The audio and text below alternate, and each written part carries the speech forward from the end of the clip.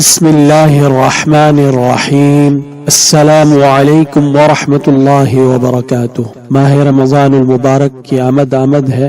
رمضان رحمتوں اور برکتوں کا مہینہ ہے۔ اس مہینے میں صحت بنانے اور تمام بیماریوں سے نجات پانے کا گولڈن چانس اللہ تعالی ہر سال فراہم کرتا ہے، لیکن افسوس لوگوں کو نہ اس مہینے کی افادیت کا پتہ ہے اور نہ ہی اس میں اپنے طریقے علاج کا کوئی علم ہے، بلکہ اس سے زیادہ المیہ یہ ہے کہ کئی لوگ روزے ہی نہیں رکھتے۔ کچھ روزے رکھنا چاہتے ہیں لیکن بیماریوں کی وجہ سے روزے نہیں رکھ پاتے، بالخصوص شوگر کے جو مریض ہیں۔ ہم نے پچھلے سال مکمل پلان دیا تھا کہ کس طرح شوگر کے مریض جو ہے بآسانی روزہ رکھ سکتے ہیں اور ایسی خوراک کا استعمال کر سکتے ہیں سحری افطاری میں جن سے شوگر ہائی نہیں ہوتی۔ تو اس دفعہ بھی انشاءاللہ تعالی ہم نے یہ سوچا ہے کہ ہم رمضان کے روزوں کے فوائد بتانے کے بجائے عملی طور پر روزے رکھنے میں لوگوں کی معاونت کریں۔ بس وہ مریض جو روزے نہیں رکھ سکتے یا ان کو کسی قسم کا روزے کے دوران اپنی بیماری کے حوالے سے کوئی خدشہ ہو تو ہم سے ظہر سے عصر کے درمیان وہ کاؤنسلنگ کے لیے رابطہ کر سکتے ہیں،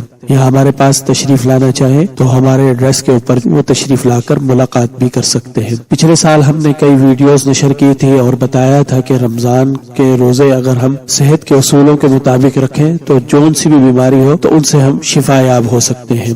ہر بیماری کا الگ الگ ڈائٹ پلان ہوتا ہے، بس جو کوئی رمضان کے روزوں سے اپنی صحت بنانا چاہتا ہے تو وہ ہم سے رابطہ کرے اور اپنی خوراک اور اپنے لائف سٹائل کو کنٹرول کر کے جو ہے وہ صحت یاب ہو سکے۔